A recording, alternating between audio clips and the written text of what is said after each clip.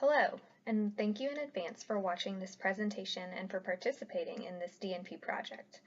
My goal is to provide you with helpful information regarding the assessment and management of patients who present to the emergency department with generalized metabolic signs and symptoms consistent with an inborn error of metabolism. The objectives of this presentation are to provide you with a brief background of inborn errors of metabolism, or IEMs, as I will refer to them throughout this presentation, to discuss 4 examples of inborn errors of metabolism, specifically with the presentation and management, to outline a brief protocol for patients who present with generalized metabolic signs and symptoms, and finally to give you a list of available resources for caring for patients with IEMs. So before we start, you may be asking why this is relevant for you when newborn screening is a sensitive test that screens newborns for various inborn errors of metabolism.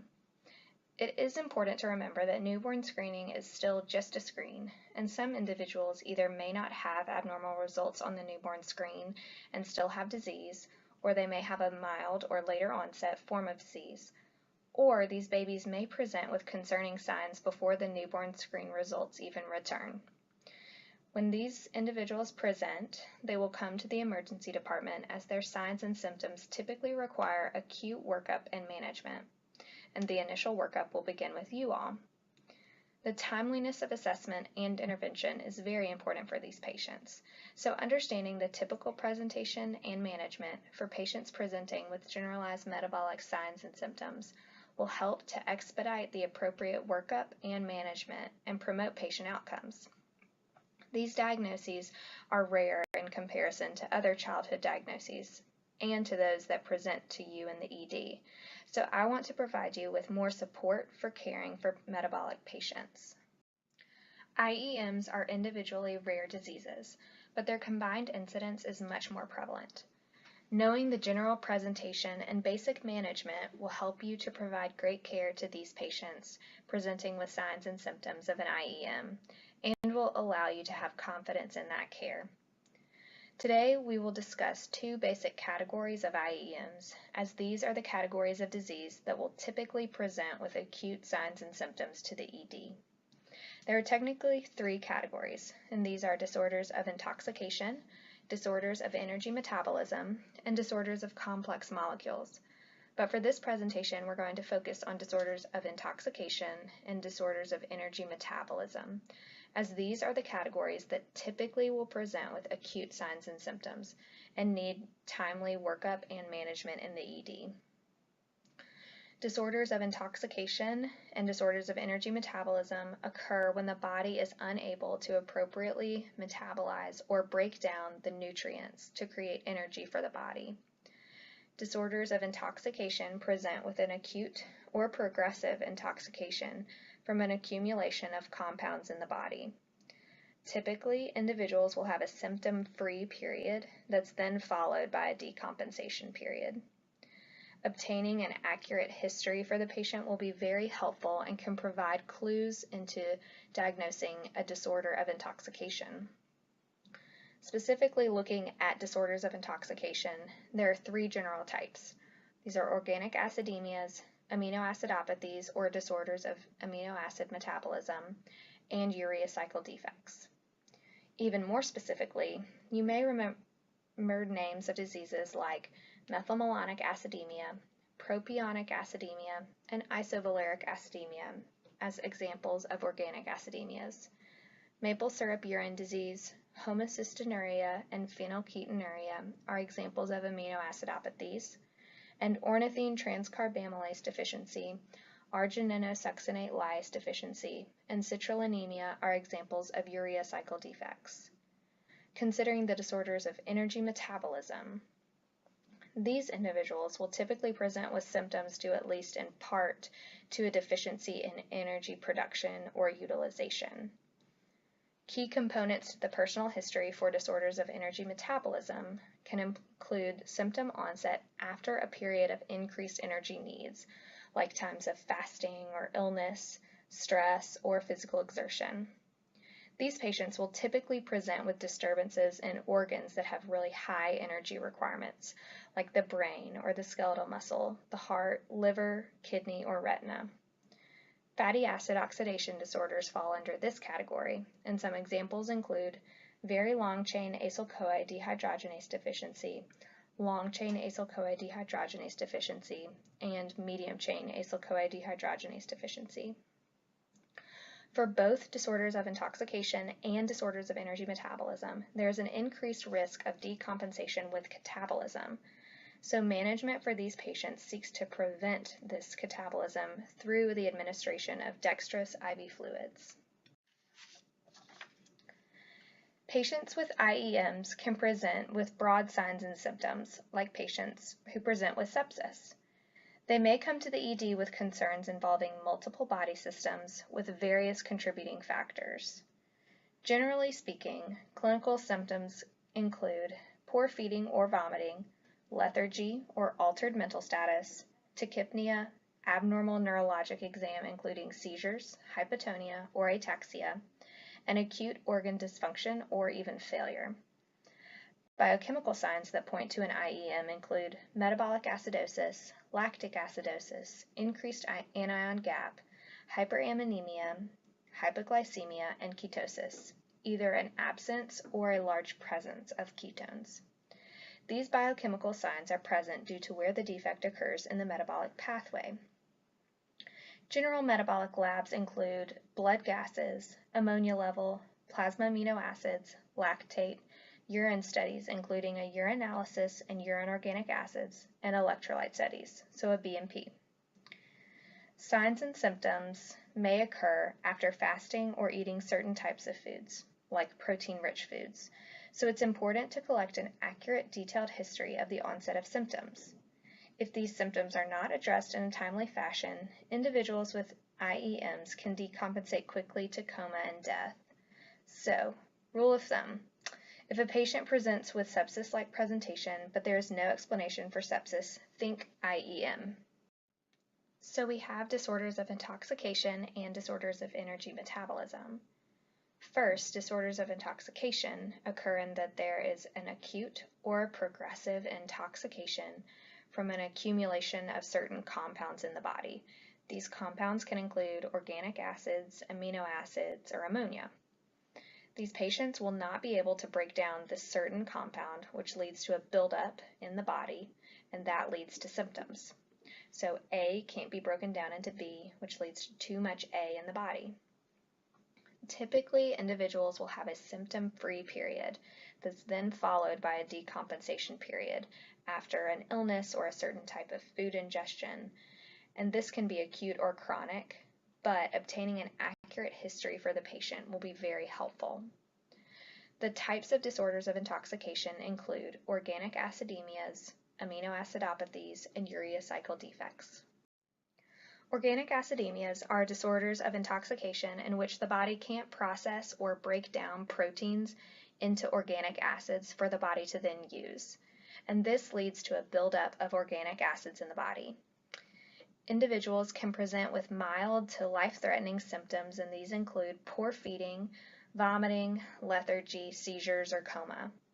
The characteristic sign of one example of an organic acidemia, isovaleric acidemia, is the sweaty foot odor which occurs during acute illness. These signs and symptoms may present with a severe presentation in the neonatal period or more intermittently throughout early infancy with recurrent episodes of metabolic decompensation or in a chronic or progressive form with failure to thrive. Assessment for these patients includes the appropriate metabolic lab tests. These include a VBG, ammonia level, plasma amino acids, lactate, urine studies including a urinalysis and urine organic acids, and electrolytes. Patients with organic acidemia will have metabolic acidosis with increased anion gap. The ammonia will be elevated, lactate can also be elevated, and a urinalysis will show ketones. When you see ketoacidosis plus an elevated anion gap, think organic acidemia. Management will include having the patient be NPO and start D10 half-normal saline at 1.5 times maintenance rate to provide the appropriate calories and energy for the patient's body to break down. Amino acidopathies are another type of disorder of intoxication. The body typically breaks down protein into amino acids for the body to use for energy. When the body can't process amino acids, a buildup will occur and it leads to signs and symptoms. Individuals with amino acidopathies can present with a variety of signs and symptoms, and these include poor feeding, lethargy, progressive neurologic disease, and coma. Similar to organic acidemias, these signs and symptoms may also present in a severe presentation in the neonatal period, more intermittently with recurrent episodes of metabolic decompensation, or more chronic and progressively with failure to thrive. Examples of amino acidopathies include maple syrup urine disease, PKU, and homocystinuria. Assessment for these patients include the appropriate lab tests.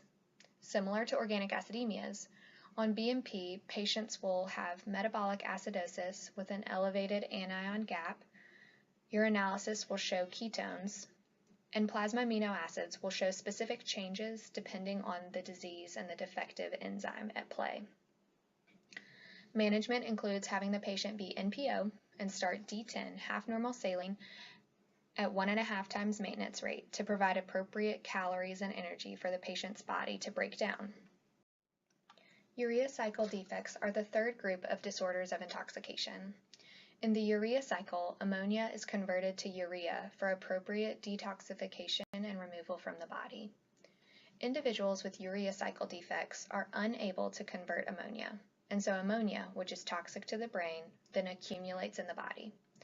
This leads to signs and symptoms including altered mental status, irritability, confusion, seizures, lethargy, hypotonia, respiratory distress, and protein avoidance in some older individuals. Ornithine transcarbamylase deficiency, argininosuccinate lyase deficiency, and citrullinemia are examples of urea cycle defects. The same lab tests will be helpful in narrowing down the type of disorder of intoxication to a urea cycle defect. VBG, ammonia, plasma amino acids, lactate, urine studies, and electrolytes will all provide insight into the defect at play. Specifically, the biochemical differences that present in urea cycle defects include hyperammonemia, as well as differences on plasma amino acids. And the plasma amino acid changes will depend on where the defect occurs in the urea cycle. Management is the same. D10 half normal saline at 1.5 times maintenance rate to prevent further buildup of ammonia and to encourage the removal of that excess ammonia in the body. Considering the disorders of energy metabolism, these individuals typically present with symptoms due at least in part to a deficiency in energy production or energy utilization. During times of fasting, the body then proceeds to use energy stores from fatty acids and muscle tissue. The typical course for this pathway goes according to the chart. Lipids are broken down into fatty acids, which then go through beta oxidation in order to produce acetyl-CoA to then produce ketones, which are removed in the urine. And when the body can't break down these fatty acids appropriately, the individual with a disorder of energy metabolism will present with various signs and symptoms, but a major lab difference to notice for these individuals is less than expected ketones on UA, given the level and duration of illness for that individual. Other lab differences that present can include hypoglycemia and lactic acidemia. Fatty acid oxidation disorders, pyruvate dehydrogenase complex deficiency, and glycogen storage diseases fall under this category. Fatty acid oxidation disorders are a specific group of disorders of energy metabolism, in which the body is unable to convert fats to energy appropriately. Individuals with fatty acid oxidation disorders can present with pretty nonspecific findings, such as nausea and vomiting, except it's important to note when the vomiting occurs, as individuals with fatty acid oxidation disorders typically experience symptoms after periods of fasting or illness or stress. Additional signs and symptoms include hypoglycemia, encephalopathy, liver dysfunction, cardiomyopathy, general myopathy, lethargy, and there can be a quick progression to seizures, coma, and cardiac arrest.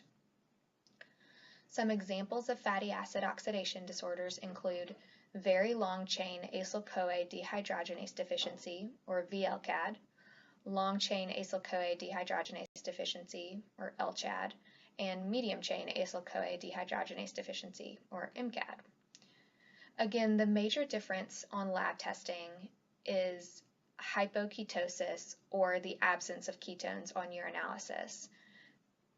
Typically, these individuals will present with normal glucose levels, as the blood sugar really drops only once the individual is very ill. So the major lab difference to note is hypoketosis, as this alerts to a defect in the energy metabolism pathway. Management for disorders of energy metabolism is to provide D10 half normal saline at 1.5 times maintenance rate also. It is important to note, though, that there is one disorder of energy metabolism that actually worsens with dextrose infusion, and this is pyruvate dehydrogenase complex deficiency. So for this, just stop the dextrose infusion, and treatment includes a ketogenic diet and thiamine supplementation. Here is a simplified protocol mnemonic for the appropriate labs and management for patients who present with generalized metabolic signs and symptoms and you suspect an IEM.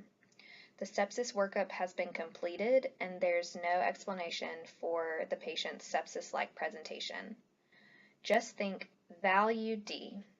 V for VBG, A for ammonia and amino acids, L for lactate, U for urine studies including a urinalysis and urine organic acids, and E for electrolytes. The next step is D, D10 half normal saline at 1.5 times maintenance rate. Once the testing returns with further information, further specific management based on the specific IEM at play can then be determined, but this will typically occur after the patient has been transferred up to the floor and after your emergency workup has been complete.